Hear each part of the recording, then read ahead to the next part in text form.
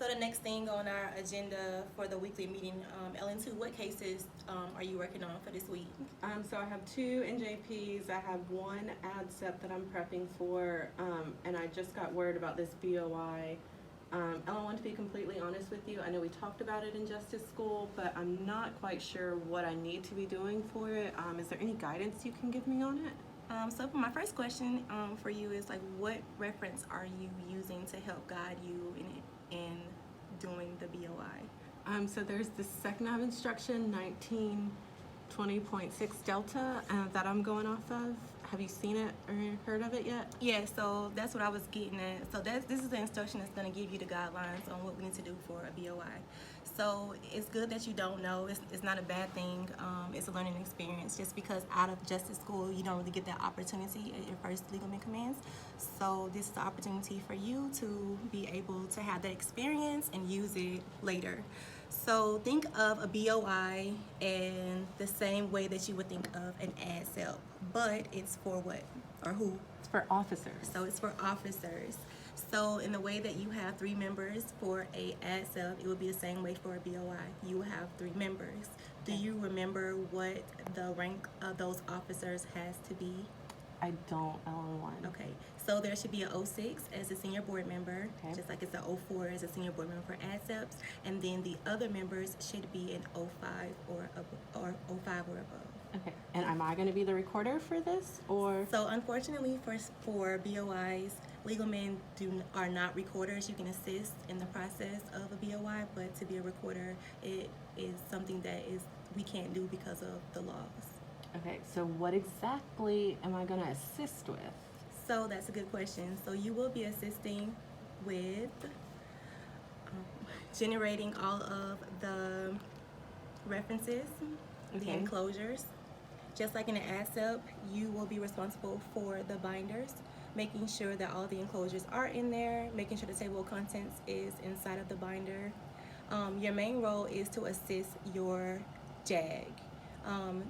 Interviews, writing questions that he or she will be able to ask during the interview process, gathering information, setting up those phone calls, things of that nature that you would do in an ADCEP board, but you just are not the recorder. Okay. That makes a lot of sense. If I could chime in on one. Yes, sir. I think the legalman's role in a BOI process is absolutely critical. In the same way that you all play an important role during an administrative separation for enlisted members, legalmen play an absolutely vital role in preparing for and executing boards of inquiry. So you are going to act as the second set of eyes to the JAG. As Ellen mentioned, recorders for boards of inquiry have to be attorneys that are certified in accordance with Article 27 Bravo of the UCMJ. So unfortunately, legalmen can't act as a recorder, but you're going to be sitting second chair with me as we go through the BOI. And all throughout the process, from the very beginning where we develop our case strategy, prepare our case documents, prepare the evidence binder, to actually going through the board itself, taking notes during that process, and then at the very end, finishing it up with the post-board paperwork processing. So you're going to be right there along with me the whole way. Yes, sir. So you have nothing to worry about. I'll be helping you with the binders and collecting evidence, and Lieutenant Collins will be there with you in the other processes that he needs. So you'll be good to go, Ellen, too.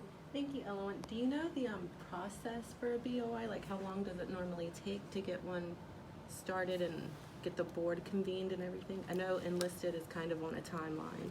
So for boards of inquiries, it's up to PERS. So as soon as PERS gives us that paperwork back saying that we have to show cause, or the member has to show cause, we have 60 days to convene a board, meaning setting up a board, get our members, and actually starting the board.